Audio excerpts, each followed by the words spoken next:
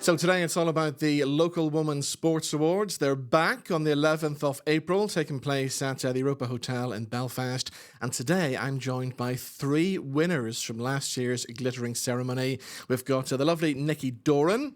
We've also got Roisin Murphy and Kimberley Robertson. Ladies, lovely to see you all. And of course, congratulations on winning last year. Nikki, I'm going to start with you because since last year, your life's got even better. Hasn't it? You're now in the Guinness Book of Records and everything.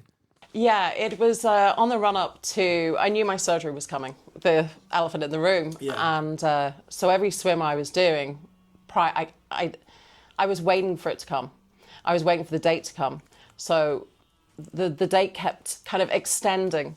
And so I thought every last swim, I then had another. Yeah. So my last three swims that I completed prior to my surgery, I was on a mission. Yeah.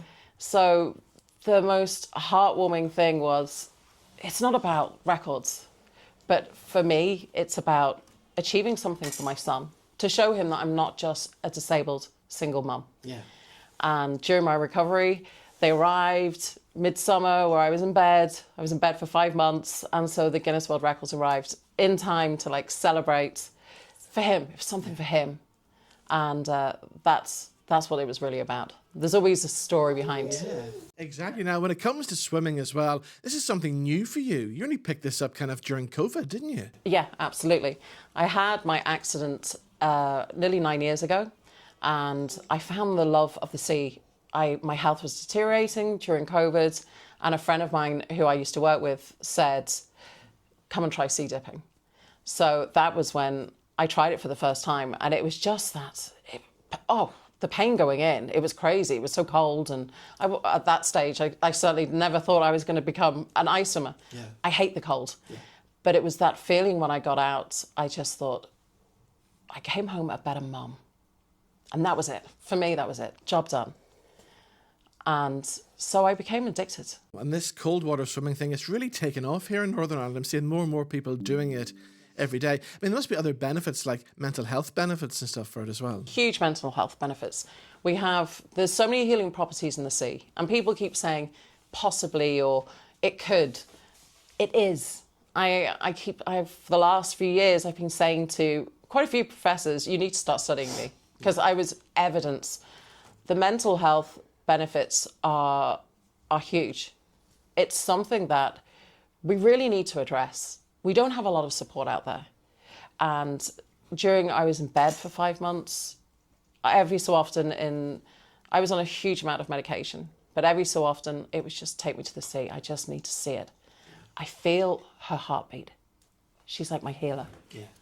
And yeah, so I'm just starting to get back. So you've got the Guinness World Records and stuff now as well. What's next for you? What do you hope to achieve next? Or have you done it all now? No, a couple of weeks, no, not yet. We've got plans. There's a few. So a couple of weeks ago, we were invited out to Greece for it's crazy when you say ice swimming in Greece, but high up in the Coleman Mountains, we swam in the most beautiful dam. So we were invited out there to do seminars and talk about our stories. It was just magical. Yeah. And there was an opportunity to swim. The water temperature was below 5, which is what ice swimming is.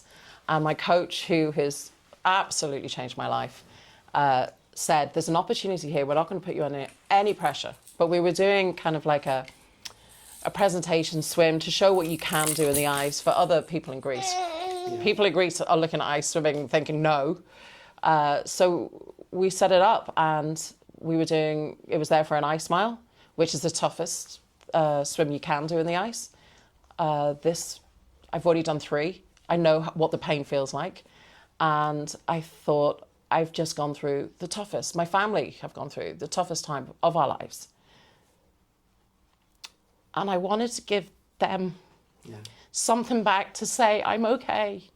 So the women out in Greece, it was very much this swim was for the women who have been my rock, my mother, the women in Musgrave, Honor, Melissa. There's so many who I can mention, Catherine, who's my physio. And the women out in Greece really kind of just surrounded me with so much love and support. So I thought, if I'm going to do something big, I'm going to do it here. I need to say thank you. Yeah. And I was coming up to the end of the ice mile. I knew where to finish, but I hold the Guinness World Record for the longest in female para. And I thought, saw my coach going around the top buoy, and I thought, if I just was supposed to swim to the middle of the dam, come back and finish, but I saw him up there, and I thought, you've been my rock. So I carried on. Yeah. Went around the top buoy, came back, and broke my own Guinness World Record by 100 metres. Amazing. Wow. And just thought, that's amazing. I'm not over yet. No. There's still more to come. Wow. Wow, what an amazing story. How do you pick yourself up for something like after your accident? How do you find the motivation to keep going and do something new as well? It's a fine line. Yeah. I did a project a few years ago where I swam the length of the Ards Peninsula, and it wasn't about the swim. My story was, the hardest part is getting out of your front door. I am really struggling with body image. Out of all the sports I'm in, swimming, I'm in a swimming costume. Yeah. I'm very much on show. I don't want anyone to look at me at the minute. I'm still trying to navigate that. I don't want to get out of the house at the minute. And if I can show other women, it is a real fine line of going under after this. Mm-hmm. But we are stronger than that. It's like, who can we be today? And what I've learned is every day I do something that just makes me happy. I have to. Because people, it's there, it's on show. Yeah. I've got nowhere to hide. So there's been a few times, and it's the people around you who will always be there to lift you up. And I am just so blessed. I have an incredible support system at home with my family, my son, and also my coach, my friends, who have just been there to guide me through this when I was going under. But the sea is definitely something I crave, I need. And I'm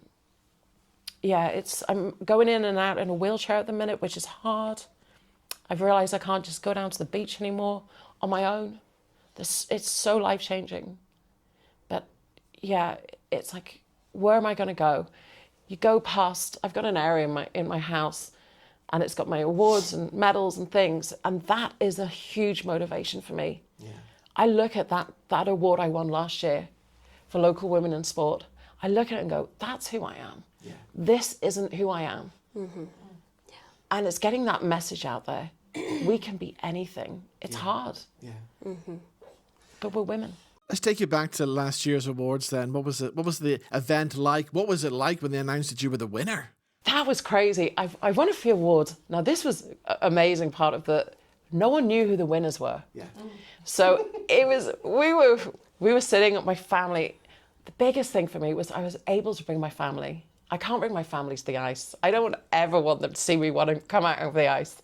You don't need to see that. So to have my son, my mum and dad, we could dress up. We knew my surgery was coming, and it was that run up, and having that, being there, the atmosphere was electric. The people, it was so friendly. Hearing about the incredible women that we have in sports. Mary Peters. I kept saying, Mary Peters knows my name. It's like, really? But it was the real shock effect. In other awards, you're told if you're a winner. Mm-hmm. Yeah. And what I loved about this one was it was the real shock for the winners. That it was, are you serious? Yeah, exactly. Yes, yeah. Wow. So having that and having that moment with my family, it's definitely something that really drives me to keep going. Yeah. Just seeing how much talent we have to celebrate, to enjoy. Brilliant. It was just an exceptionally magical experience. Amazing. Let's talk to Roisin now as well. I remember seeing you last year at the awards. Very different to how you are today. You were heavily pregnant at the awards last time, weren't you? And this is the outcome. Wow. Nisha's 8 months. So tell us about your background. You were the Backroom Award Winner last year. So I'm a physiotherapist by trade. So I would have worked in performance sport, Olympic, Paralympic and professional probably for good past the last 10 years, maybe. And the majority of that would have been in female sport and female athletes. So I was the physio with notably, I suppose, the Irish women's hockey team and the Irish women's rugby team, their national setups, as well as netball in Scotland, and some individual athletes like Bethany for the Paralympic GB swimmer. Incredibly passionate about, female sport. GAA is my background, myself. But to be a part of other people, pushing sports, pushing sport in Ireland, that female sport in Ireland is very important for me. And what about an event like the Local Women's Sports Awards? How important are those to your industry? Yeah, I think it's incredible. I mean, it's not so much about medals for background staff as moments, and you've touched on both of that, both of those things. And I think that quite often everything that we do is in the background. And that's, an athlete is trusting you at their most vulnerable. Absolutely. And you're there to, help them achieve their dreams. So, people often ask me, what is the highlight of your career? And, I can talk about the women's hockey team coming second at the World Cup in London in 2018. It was massive. But people who had never watched hockey were watching hockey. I had people from, Crossmaglen saying to me it was in the pubs in Crossmaglen. They really captured the nation. And, that medal is, I have it hung up in the house, it's so important. But what I remember is, that player that had multiple knee surgeries and hadn't played hockey in years, that had played every game bar the World Cup final. I remember, Katie Mullen, 24 years of age, captain, shouldering all of that, social media, mainstream media, with no training, with no academy system, like, maybe male counterparts would have been through, and then it's lonely and it's pressurised being a captain, but then to rally her teammates to go on to qualify for an Olympic Games for the first time in history of the sport, and first Irish female team ever to qualify for an Olympics at that stage. So they're the moments that really make it for me, and the same in Irish rugby. You can see the national team going on and up and up, and my first Six Nations, we didn't win a game. We got the wooden spoon in the Six Nations. The next one, we came third, qualified for a World Cup. Yeah. Went from WXV3 to WXV1 and went on to beat New Zealand in that competition. But what do I remember about that? The matches or the people, and it's the athletes. Yeah. And I always say, I mean, it's helpful when good captains are good athletes. Yes. But it is imperative that good leaders are good people. And that's what I've seen in the likes of in hockey, and Katie Mullen and Roisin Upton and Sam Monaghan and Del McMahon in captaincies in Irish rugby. I mean, it's well documented that captains have to inspire their teammates, and in the media, their duties there, but actually empowering their staff, challenging their staff, bringing their staff along the journey with them. I think that's very unique. And that's the very grateful experiences that I've had with the likes of the rugby and the hockey team, is that they really push those boundaries, that growth mindset. What about the big night then at the awards then? What's your memories from that night? How did it feel when they said you're the Backroom Award Winner this year? It's very, very unexpected. I mean, to be nominated to Heavily Pregnant, I'd stepped out of sport, momentarily to raise a family, and it was very, very emotional for me then to have been nominated, and to go heavily, I was thinking, oh God, like there's no place for me there, and then to win. I mean, it was 600 nominations across all categories, to share the room with Olympic, we talked about Ciara Megan on the night, Kate O'Connor, and we talked about professional, like Brittany Hogan that had just become a professional, but also, right down to grassroots. It was a very emotional night. And it was great crack and very well put together. The entertainment was certainly brilliant. Was. Yeah. But to win then, it was just this quiet statement of possibilities for me. We'll chat to Kimberley Robertson, who's here as well now. What did you win? The Unsung Heroine Award last year. I don't know how I'm supposed to follow Nicola and Roisin here. Yes, won the Unsung Heroine Award, and it was incredibly unexpected. And I was just saying it before we walked in. I was talking to people at my table, other GAA people from County Down, and I didn't even hear them say my name. I didn't even hear them announce my name. And I had you've won, what? And I had to do this kind of like, the rooms was big and the tables were kind of packed together. And I had to do this kind of like boogie through all these tables. And in my head, I'm going, okay, this is not happening. What? I get up there and it's like, it was just a massive shock because I don't think nobody does anything for their sport expecting to be rewarded for it or recognized, I was very lucky when East Belfast GAA was founded. It came at the right time. It was middle of COVID. I was a recent immigrant to Northern Ireland. I was going to say, why GAA then for you? So I was a hockey player, field on ice, when I was a kid. And I had always looked at camogie and said, oh my God, that looks so violent. I love it. I want to play. And when I immigrated over here, I was 39 years old. I just turned 39. And no club in their right mind is going to want someone who's never played before, who doesn't know anything about the sport. And the closest club to me was Breda. Breda is strong in everything. They're so good. And I'm like, they are not going to want to take me. I'm out of shape. I'm old. I've never played this sport. And I didn't want to play. I didn't want to go and try it just for a bit of fun. I wanted to play. I wanted to compete. I'm incredibly competitive. So when I saw the tweet that went out over the bank holiday weekend, and I remember I was sitting, we had like kind of recliners in the living room at the time, sitting in my recliner with my husband, I said, we're looking to start a GAA club in East Belfast. This is my East Belfast native husband. Yeah. And he looks at me and he goes, oh? And I said, yeah. And he said, okay.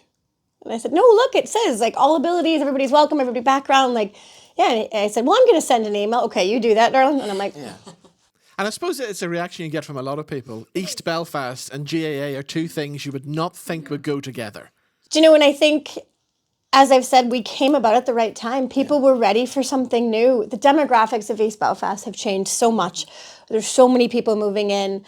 And I think at the time for myself is my husband's a rugby referee. He's been involved with rugby refereeing 20 plus years. Now I used to tag along with him to go to rugby clubs and things. And I was always very welcome at these rugby clubs, but it was very much Neil's. It wasn't mine. And I wanted something that was mine.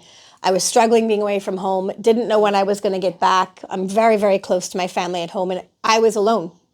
I'm quite incredibly lucky to have such supportive in-laws.